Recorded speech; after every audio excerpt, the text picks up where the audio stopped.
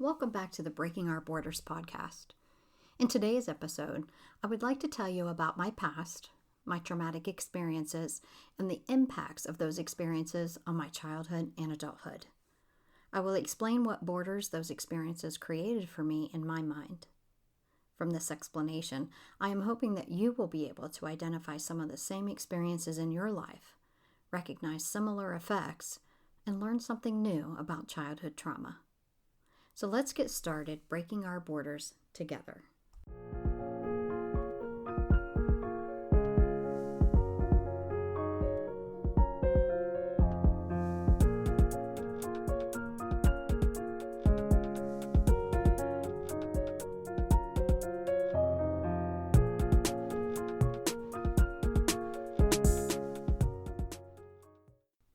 I would like to start this episode by explaining what I mean first by breaking our borders.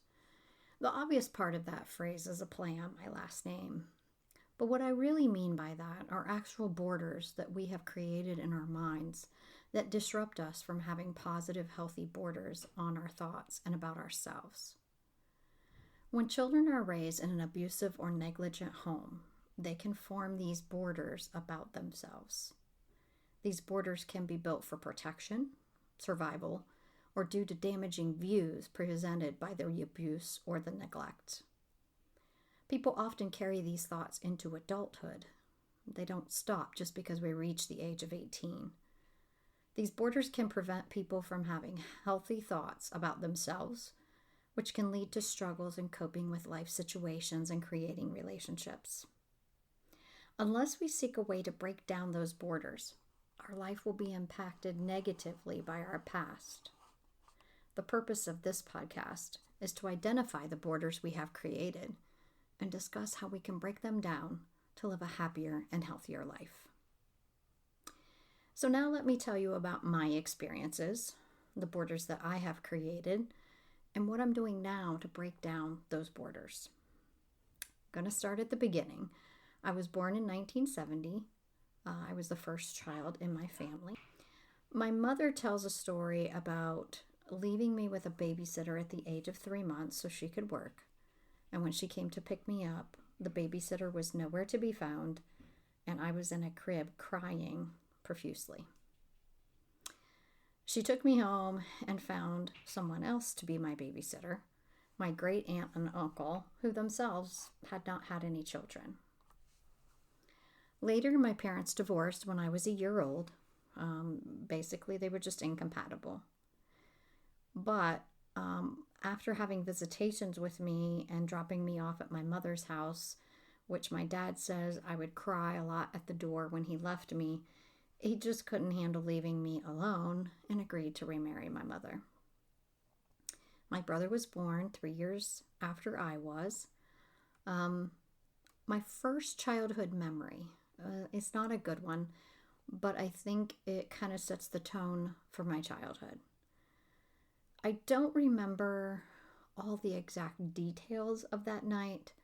I remember being in the living room. I was about 3.5, 4 years old. I know my brother could walk, so I would say closer to 4. My brother and father were in the living room with me, and my mother was in the kitchen. My dad was sitting in a chair that could look over into the kitchen. And I recall him saying something about mom needed to get the kitchen cleaned up or do dishes or something to that effect. And mom replied to him with something I didn't hear, but my father immediately jumped up out of the chair, ran to the kitchen, and I heard my mother yelling.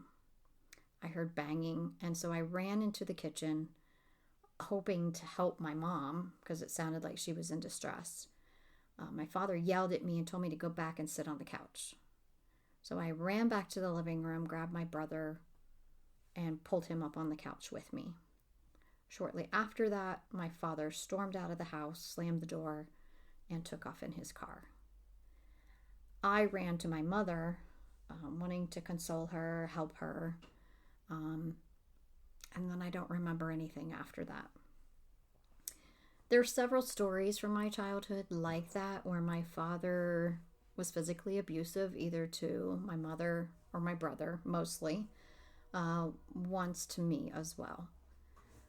So I always felt very afraid of my dad. I never knew what exactly would set him off. And so I tried to stay invisible. I tried to stay out of the way so that I would not make him angry and he would not abuse me as well. I spent as much time with my great aunt as I could. Her husband passed when I was about 3 years old. Her home was a very calm, loving, accepting type environment, and I loved to be there. So I would spend as much time with her as I could. I don't remember any horrible things from my mother up until later in my childhood. I do want to share a good memory of my dad. I was in kindergarten, so I would have been around 5 or 6. At that time, I went to kindergarten only half days, and I was waiting for the time that I had to leave to go to kindergarten in the afternoon. And so I was coloring at the dining room table, and my dad was in the living room watching television. I colored a picture and took it to him and said, "Look, Daddy, I made you this picture." And I remember him saying, "Ugh, that's not very good." And I felt crushed that he didn't like the picture I made for him. I think he noticed the look on my face, and so he said, "Let's go back to the table and I'll show you how to color the right way." And at that point, he showed me how to color in one direction and within the lines so that my coloring would be better. And I always loved that time that he spent teaching me a good lesson. A good memory of my mom when they were still together. I remember that we'd just had dinner, but I was still hungry. And so my mother said I could have a bowl of cereal. When my dad walked into the dining room and said, "Why is she eating again? We just had dinner." My mom turned to him and said, "You know what? She's hungry, so she can eat something else if she wants to." I was so surprised that my mother stood up to my father in that way. And I remember feeling so frightened in that moment that he was going to go off and be angry and, abuse her again for standing up for me and speaking back to him, but he didn't. When I was around 8 years old, we moved away from where my great aunt lived. So we were about a 5-minute drive, if that, from her house. And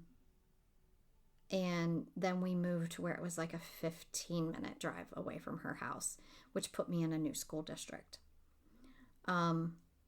There wasn't anyone to go home to after school, and so I became a latchkey kid for myself and my brother. My brother was in kindergarten at that time, so we were around the ages of 8 and 5. I had to be responsible for having a key to get into the house, responsible for taking care of my little 5-year-old brother. And I remember often being very nervous and afraid in the house by myself because there was no one there to care for me. I was only 8.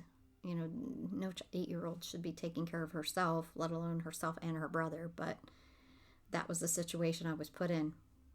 I remember anytime the seasons changed and I had to wear a different jacket or a coat, that I was supposed to remember to put my key for the house in a different pocket, and I often forgot that. So I would be reprimanded that I forgot my key, and I had to call my aunt from a neighbor's house to come and get us because my parents were at work and couldn't leave. My aunt was wonderful about coming to get us and taking us to her house until my parents got off of work. But when we got home, I was reprimanded verbally by my mother for not remembering that key. When I was the age of 10, my parents divorced again. At that point, I was old enough to remember plenty of unhappy memories with my dad in the house. And so I was actually relieved that he would not be home all the time. I thought that I didn't have to worry so much about his physical abuse. I wouldn't have to worry about, would I make daddy mad? I didn't feel like there would be so much tension and stress. However, at that point, my mother actually became very abusive. I know now that she was a narcissist. She became extremely verbally and sometimes physically abusive to me. I could never do anything right by her. I was forced to take on a lot of the adult responsibilities around the house, like still caring for my brother, cleaning, cooking, as well as getting my schoolwork done before she got home. If my brother did not follow the rules, did not do what I told him to do, I would be punished for not making him do what he was supposed to do. She also did this thing that I don't have any other word for it other than these rants. After we went to bed, my mother would come down the hallway and flip on the light, which would shine into my bedroom, and would stand in my doorway and just verbally abuse me for 15, 20, up to 30 minutes or longer. And I don't remember, I can't tell you exactly what she said, because there were times where I remember trying to not listen to her, to basically block it out. I didn't want to listen to the awful things she was saying to me. But that sometimes got me in trouble, because she might say things like, "Did you hear me?" Or, "I asked you a question. Why aren't you answering me?" Well, I didn't hear it because I was trying to block it out and take my mind to a different place that was happier, so that I didn't feel so awful. It was emotional and mental abuse that went on and on and on, sometimes to the point that I would begin to cry because I felt so worthless, so awful, so burdensome, so just, why am I even on this planet? I'm just so terrible. And if I cried, then she got mad and would physically assault me, saying, "You want something to cry about, I'll give you something." Some of her favorite words I recall were, "You're nothing but a selfish little bitch. You're thoughtless. You don't give a shit. You don't care about anyone but yourself." And that was kind of pounded into my head for a long time. I had visitations with my dad every other weekend, and shortly after my parents divorced, he met my stepmom. She's a wonderful woman who is very kind to me, but my mother would try to pit me against them. She would question me when I came back. What did you do with them? What was said? Did this happen? Did that happen? And at first, I would tell her the truth. We went, Dad took us for lunch, and then we went to a movie, and then we all went home, and then the next morning we went to church, and then we went to lunch, and then and once I told her the truth, then she would look at me and say, "Oh, I suppose you liked that, didn't you? Your dad has all the money now to do this. I can't do those things with you, so of course you're going to like him more than me." So it was more verbal abuse, because I was having a good time with my dad, who I only saw 2 weekends out of a month.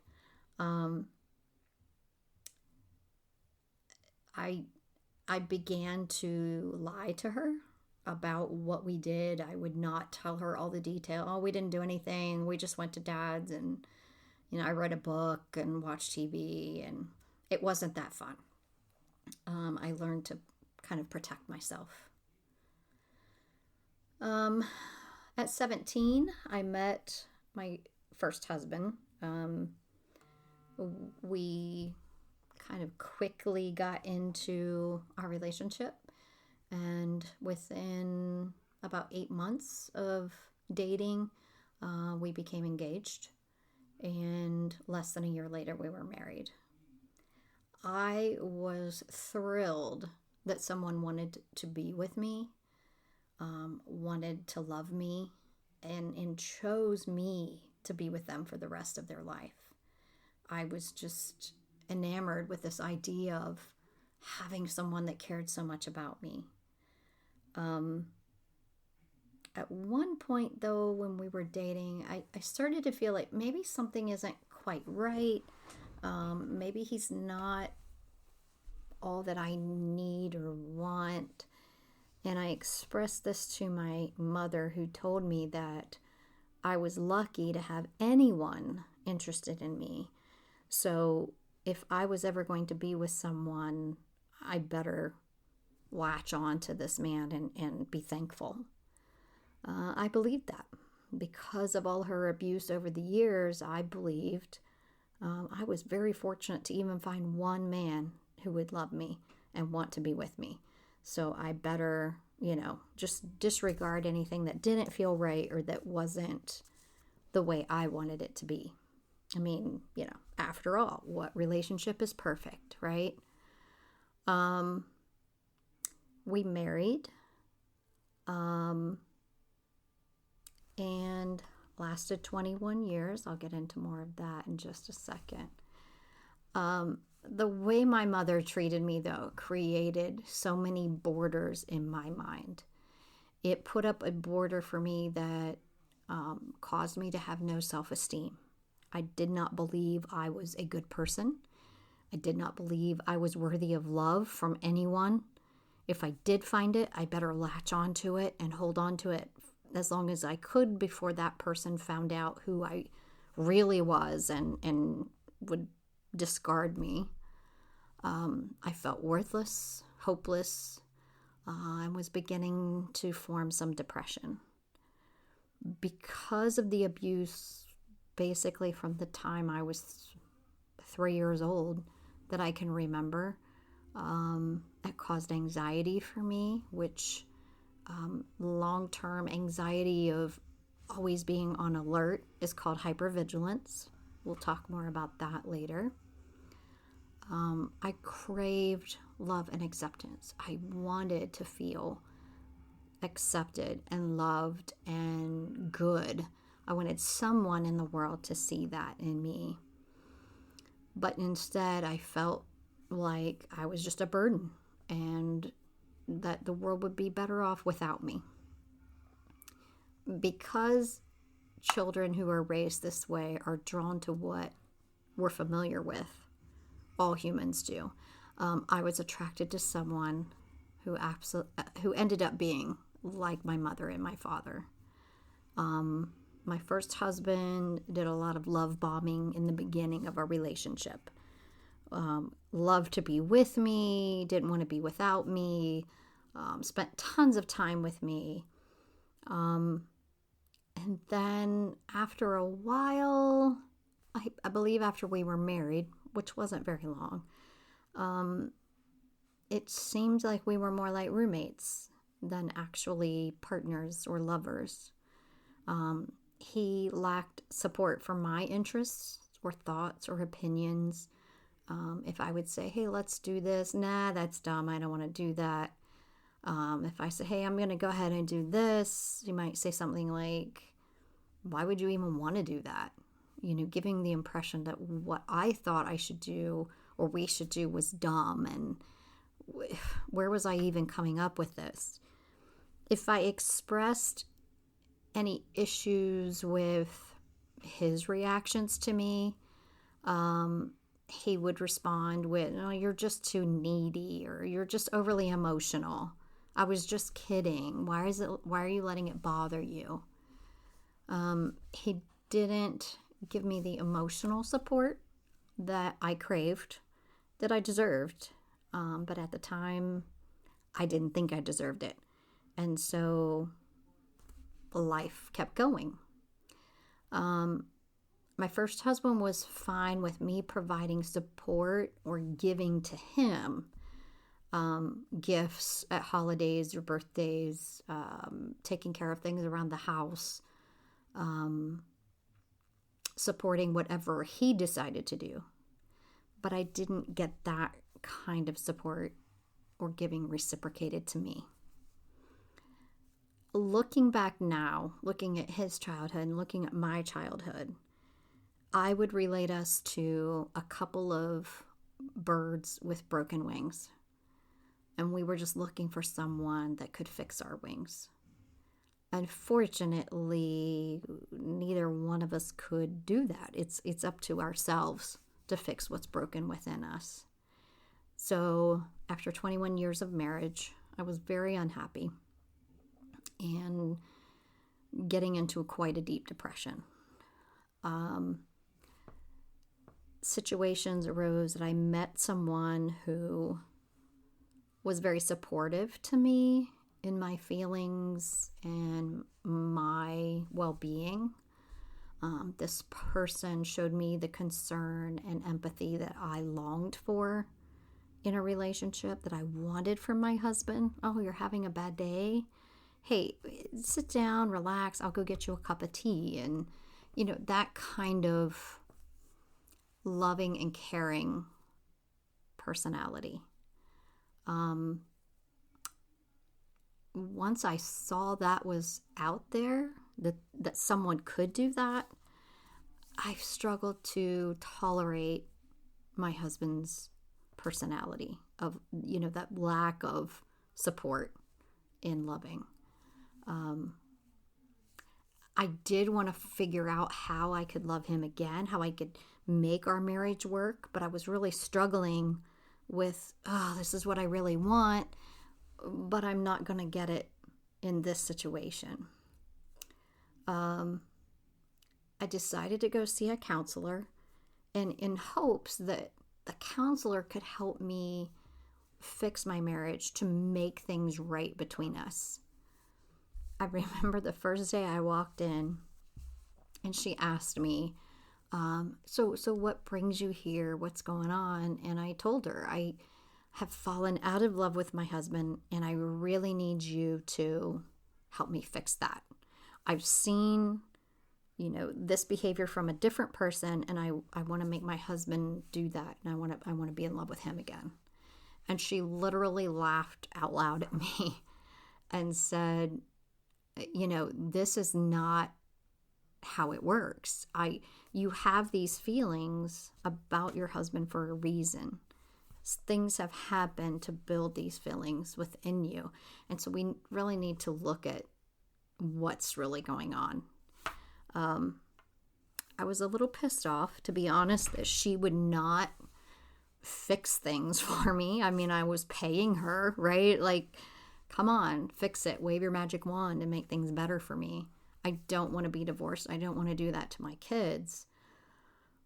But instead, she showed me how to look at my true feelings, to see what had happened to me over my entire life, that what I was actually struggling with were the effects of childhood trauma, that I needed to learn how to deal with those feelings for myself to become an emotionally healthy person, and that I can't force my husband to do that. I can't force him to help me do that or to join me in doing that on, for his own trauma. And she can't change my feelings. She couldn't force me to love him once again. That journey with my counselor happened for about 7 years, and 10 total, kind of on and off. I wanted to jump up out of that first session and run out the door and never go back. Thank goodness I did, though, because that healing has helped me over these years to become the happiest I've ever been in my life. I did end our marriage after 21 years because I could not be in that situation any longer. It was rough going, but I have no regrets for taking myself out of that situation and going down a healing path to become the better person that I am today. I'm going to talk to you more about my healing journey and talk more about the effects that trauma can have on us in future episodes, and explain how I broke through those borders that were created in my mind due to my childhood trauma. Please check out my website where I have links to my social media, a blog section about each episode, and some suggested reading for you. For this episode, the suggested reading is Dr. Carol McBride's book, Will I Ever Be Good Enough? Healing the Daughters of Narcissistic Mothers. This book was a lifesaver for me. It helped me understand who my mother was, what she did to me, and how to start healing from that abuse. It also showed me how I kind of repeated that behavior in my marriage and continued an emotionally unhealthy life. Be sure to check me out on your favorite podcast provider, on Facebook, and on Instagram. These links are on my website.